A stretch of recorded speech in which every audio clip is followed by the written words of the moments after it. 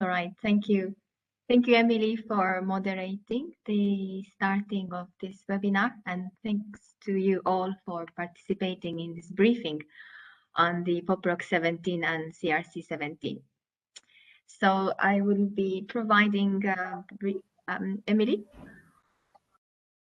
Sorry. Is it okay if I start? Yes, sure. All right, good. Yeah, so I'll be starting the briefing with POPRC 17, and then my second presentation will be on CRC 17. I think many of you know that POP's Review Committee, this is a subsidiary body to the Stockholm Convention that is mandated to review chemicals proposed for listing in Annexes A, B, and or C to the Convention. Once it is listed, those chemicals must be managed as a persistent organic pollutant in accordance with the Stockholm Convention provisions. So it is a quite important process.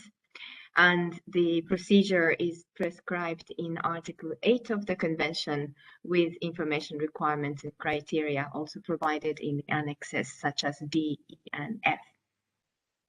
POPRC's recommendations to the Conference of the Parties will be considered at the meeting, and thereafter the COP can decide whether to list those substances by amending the annexes to the Convention. POPRC also undertakes some other technical work as assigned by the COP, for example, reviewing the continued need for some of the specific exemptions for chemicals already listed under the Convention. There are 31 government-designated experts from 5 UN regions, and currently it is interim chair identified by the POP's Review Committee, Mr. Peter Dawson from New Zealand. And the meetings are open to observers.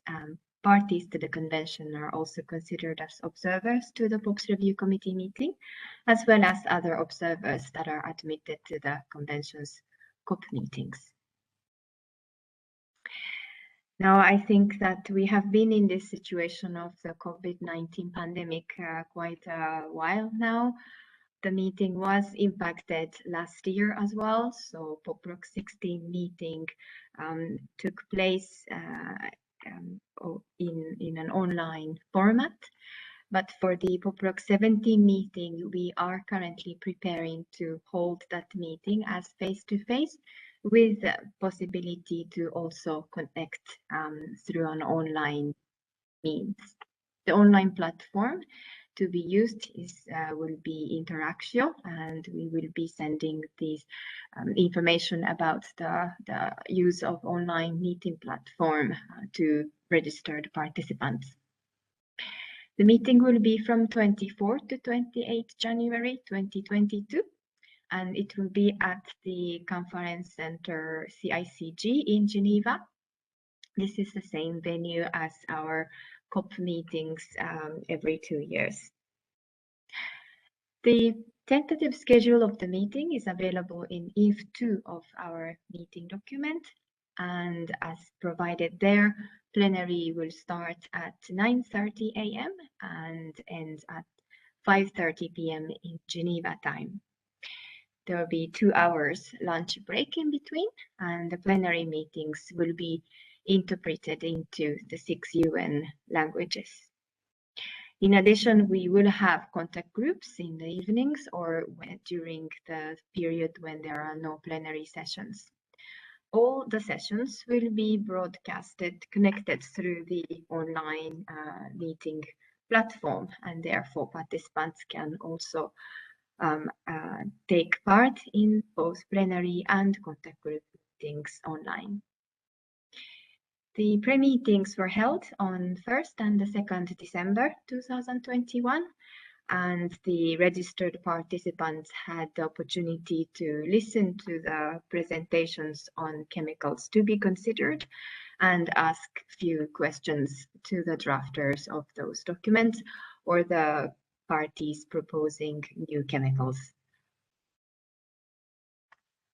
The key documents for the meetings are provided in document number 1, this provisional agenda, and one add one, that is annotated agenda, where you can see the expected outcome of each agenda item.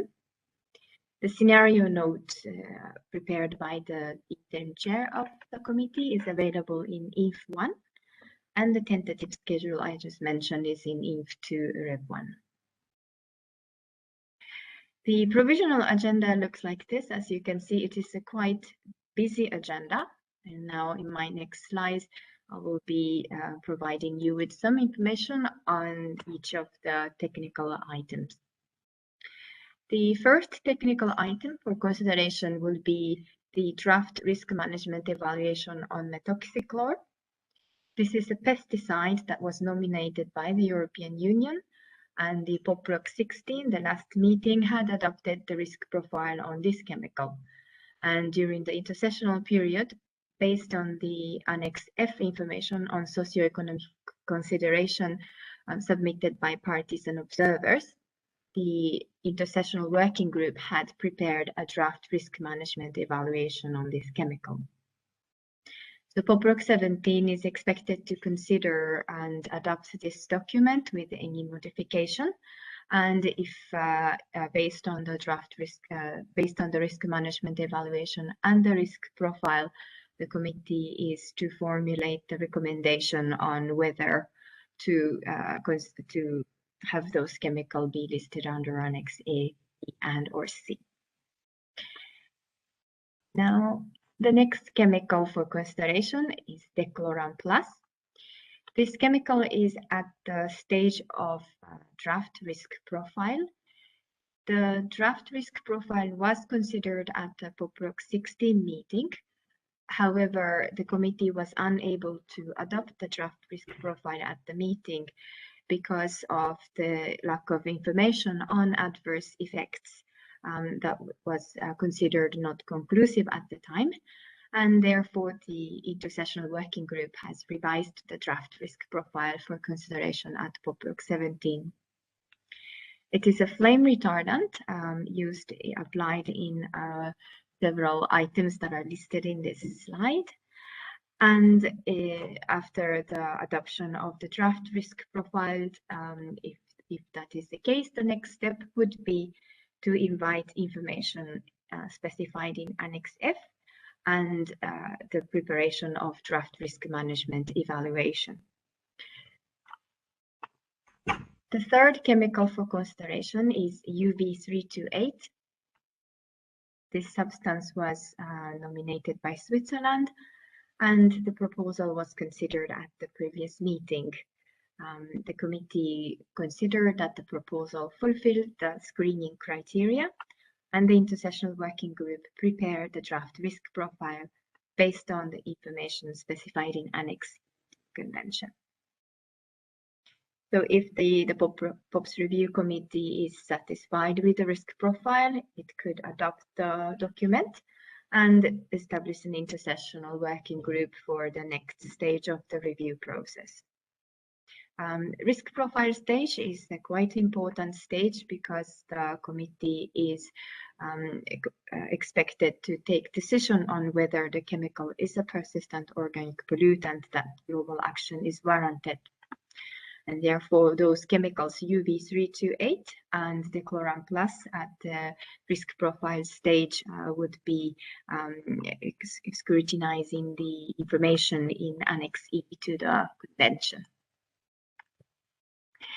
Then we have received 3 new proposals for listing chemicals in Annexes A, B, and or C to the convention. So the next 3 chemicals are at the first stage of review process.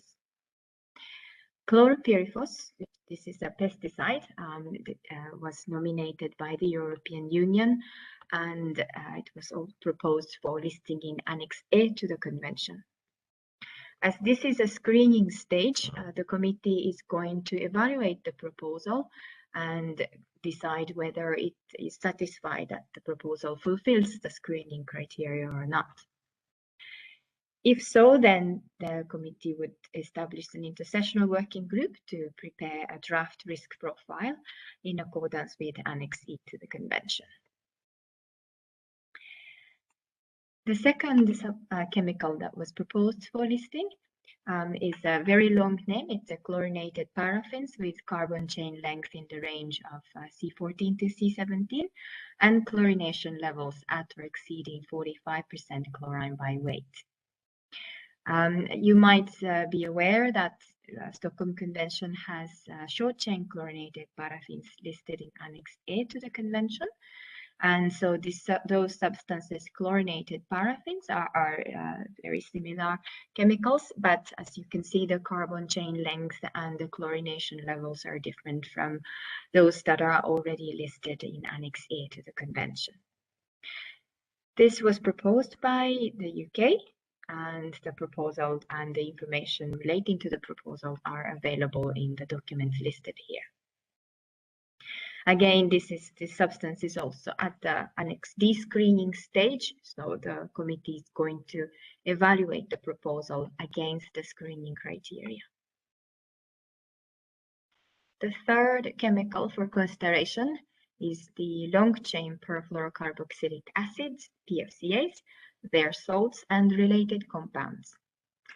Those substances were nominated by Canada, and it will be considered for listing in Annexes A, B, and or C to the Convention. As you can see, the fluorinated substances listed under the Stockholm Convention currently includes PFOS, its salts, and PFOS-F, PFOA, its salts, and PFOA-related compounds, and another group of substance, PFH-XS, its salts, and PFH-XS-related compounds, to be considered for listing in Annex A at the face-to-face segment of the Conference of the Parties meeting. So those substances, long-chain perfluorocarboxylic acids, their salts and related compounds, are the fourth set of fluorinated substances for consideration under the Stockholm Convention. Here in my slide lists the other agenda items that are of technical nature to be considered at POPRC 17. The first one is that this relates to review of information related to specific exemptions for DecaBD and short-chain chlorinated paraffins. The reports on those reviews were finalized at the last POPRC meeting. However, the committee identified a few areas of information that the reports could be further revised, and therefore, in the draft decision of the POPRC 17 meeting on this item, would invite parties and observers to submit this additional information that could help improve the report on specific exemptions for DecaBD and short-chain chlorinated paraffins. The updated reports would then be submitted to the Conference of the Parties at its 11th meeting in 2023. Well, the COP10 is being organized in two segments, and therefore it is a little bit confusing to understand this process. But for the COP10 meeting, the reports that were finalized at POPRC 16 have been submitted as per the decision of POPRC 16. So those documents are being referenced in the COP10 meeting document. However, for the next set of revision, this revised version of the reports are expected for submission to COP11 2023. Then the next process is that it relates to PFOS, its salts, and PFOS-F. Those substances are listed under Annex B with specific exemptions on acceptable purposes. And you may recall that at COP9, the Conference of the Parties amended listing of PFOS, its salts, and PFOS-F, and eliminated some of the specific exemptions and acceptable purposes based on the recommendations by the POPs Review Committee, which was formulated taking into account the review on reports on the assessment of alternatives to PFOS, its salts, and PFOS-F, and the evaluation of those substances prepared by the Secretariat. And this evaluation process takes place every 4 years, and therefore the meeting is to be prepared for the initiation of this process. And that means that the decision by the POPRC 17 is to establish an intersessional working group that will be preparing the assessment report on alternatives to PFOS salts and PFOS-F, so that the report can be submitted to COP11 in 2023. Then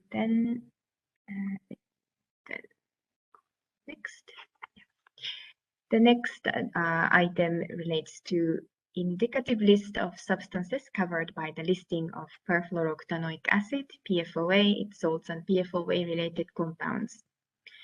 Those substances were listed at the previous Conference of Parties meeting in decision SC9/12.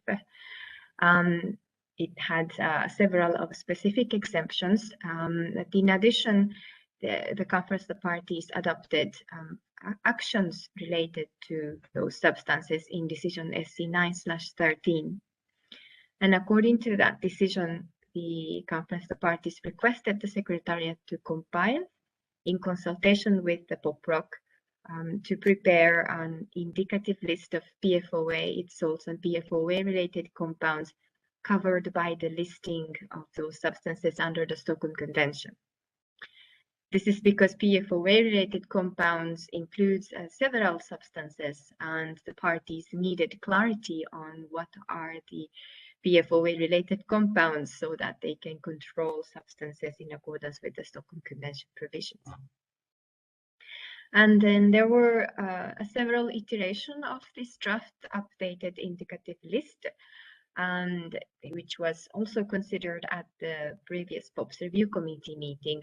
And during this intersessional period, further information and comments were provided by parties and observers, and the revised version is now available as INF 14 of the POPRC meeting document. This list is considered as a living document. It was requested by the COP to the Secretariat to periodically update, and therefore it could be that further information, based on further information from parties and observers, the Secretariat could continue to update the list and make it available to parties. Then the last item here is long-range environmental transport. The intersessional work was initiated at the last meeting.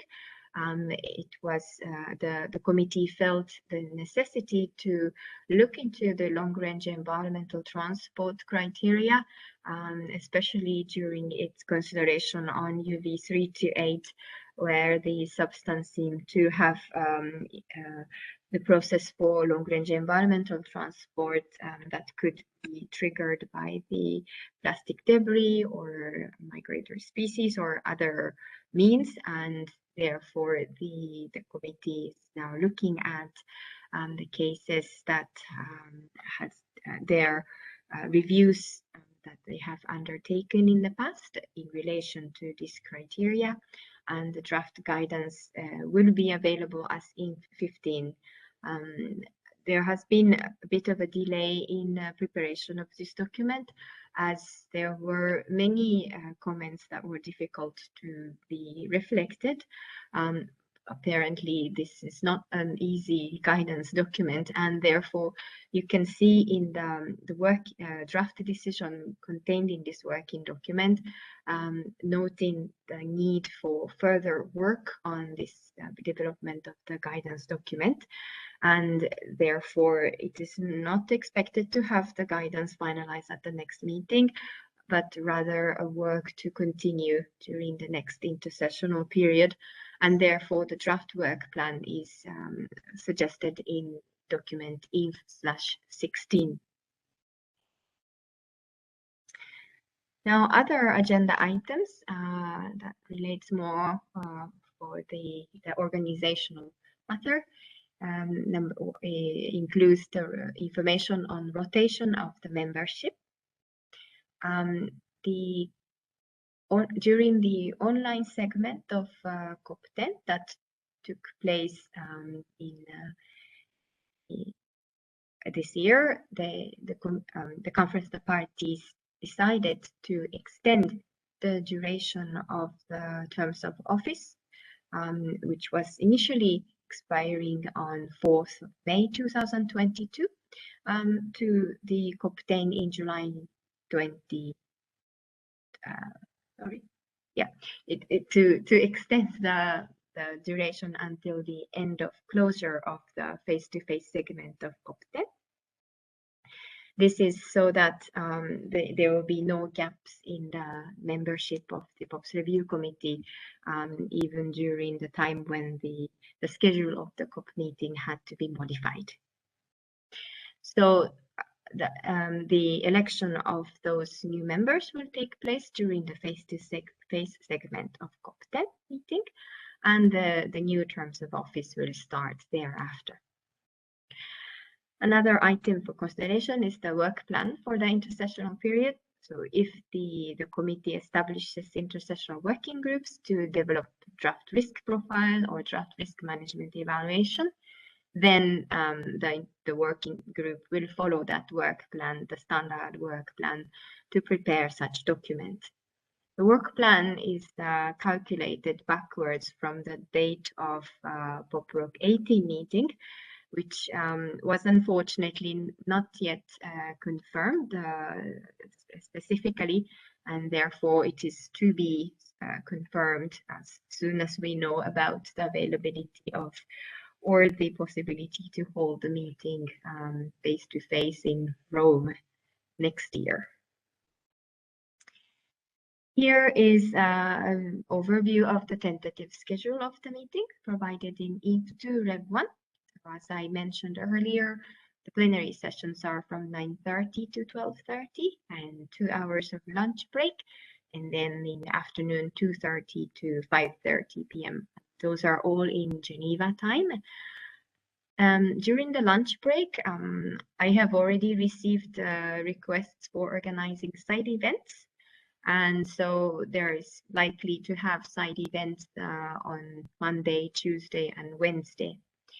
Of course, many of those organizational matters is still a little bit of an uncertainty due to the COVID-19 pandemic situation. But as of today, the plan is to have the meeting as provided in EIF2 Rev 1. So it is required that all participants needs to be registered through the registration form. The deadline for registration is already passed, but in case if you are still interested, please let us know. The contact details are provided in this slide. I think that it's important all participants pay attention to the COVID-19 related measures, especially to enter Switzerland and also to go back to your country. The situation is changing quite dramatically. It's almost like every day, and so there is no information that we can provide at the moment how it will be in January. But as at the moment, the Switzerland is put in place the measures as described in this slide. But please do visit the official website of Switzerland to check the status. At the venue, we will be also put in place the measures to avoid any spread or the risk of COVID-19, including through ensuring the wearing of masks and social distancing. Luckily, we will have a large venue, CICG, and therefore we consider that the space and the rooms will be in a easier situation. However, we do recognize that the entering restrictions and also related visa issuance and so on is even more complicated than the usual years. So thank you very much for your understanding and patience, but it is quite a difficult situation for all. And in case of difficulty or change in the plan, we really highly recommend that you would, if you are making travel plans, to have the possibility to change the plan. It would be better to have cancellation-free accommodation and so on. And then here we have listed additional information for participants, like, for example, intranet site. We'll have an intranet site with the username and password, protected intranet, and you will receive the information if you are registered for the meeting. The online connection on POPRC 17 will be a platform called Interactio. And since we used different platform in previous meetings, used Interprify last time, and many of you might be first time to use Interactio, and therefore highly recommend you to take technical trials, which are scheduled to take place on 17 and 19 January 2022. We'll have this information within the note for participants if you're registered to attend in the POPRC meeting. Right, so thank you very much. This was it for my POPRC 17 meeting briefing. And I guess that I continue with CRC presentation, and we can invite questions thereafter. All right. I mean, sorry, like I caught flu a few days ago, that it's a bit difficult for me to continue talking. A bit difficult to breathe. Now, CRC 17 took place from 20 to 24 September 2021, and it was held online due to the COVID-19 pandemic.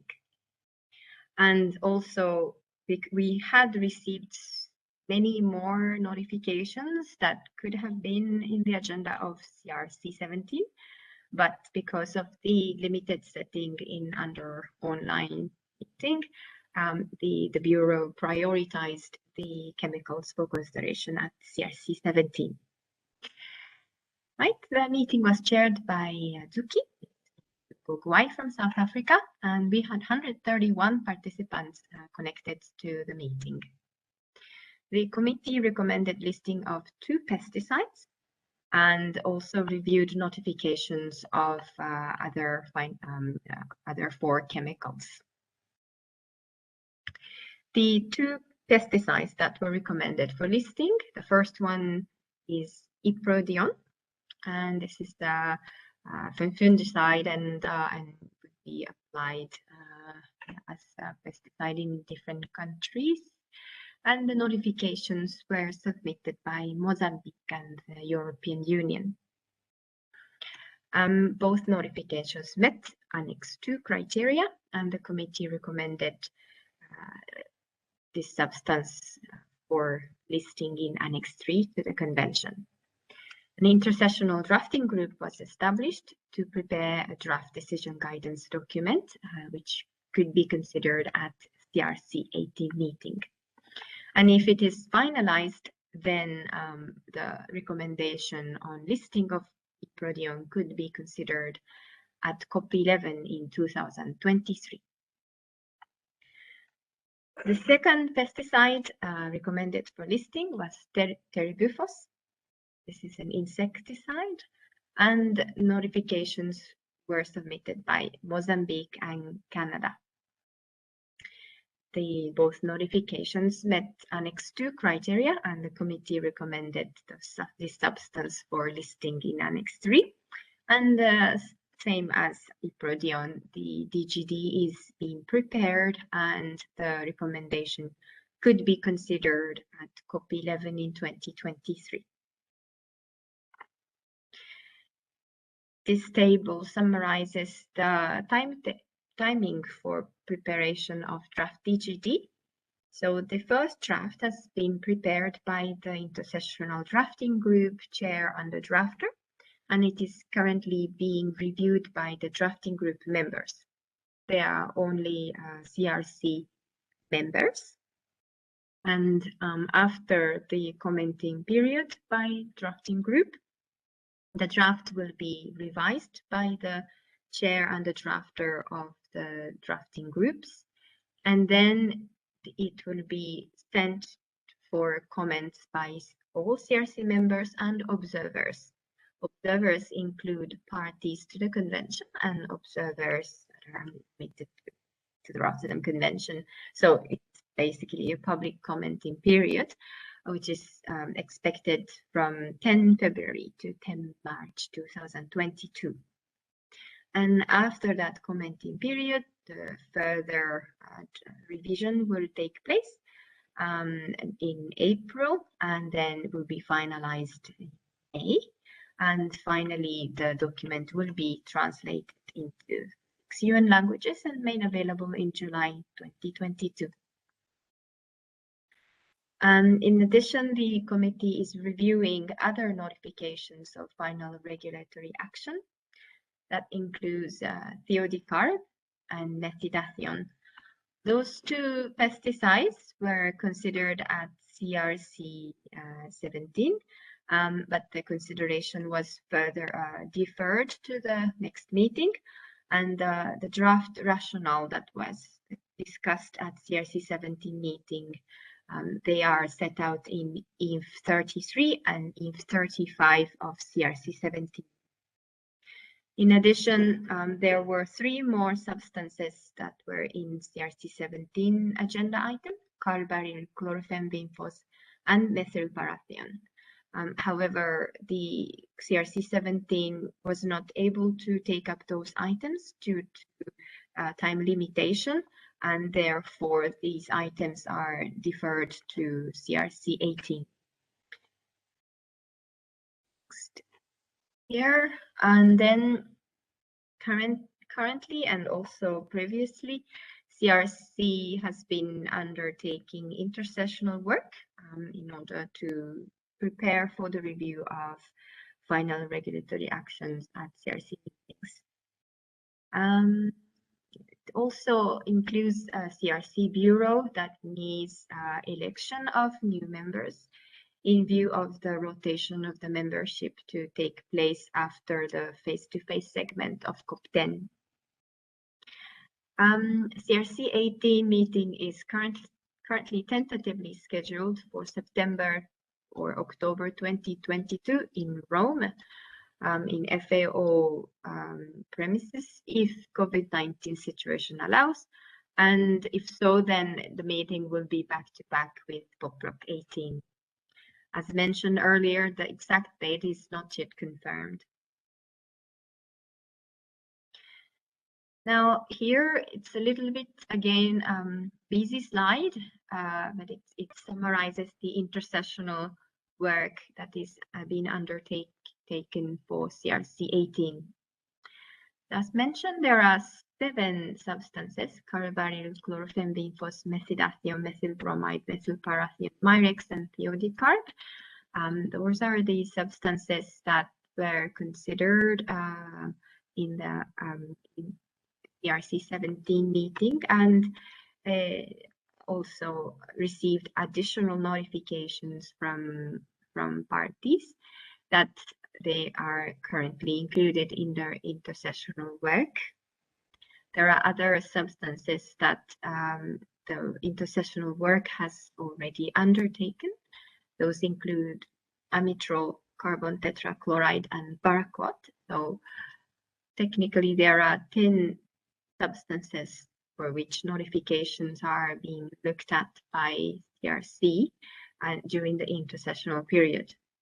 However, given the limited time and uncertainties in terms of the organization of the next meeting, it is likely that the Bureau will need to further look into the prioritization of the agenda of CRC 18. as there are also other notifications already received and they are in the queue, but the intersessional work is being prioritized in view of maximizing the members that are still present until June next year, and also to advance the work as much as possible. Yeah, so thank you very much. That was it for my briefing on CRC 17.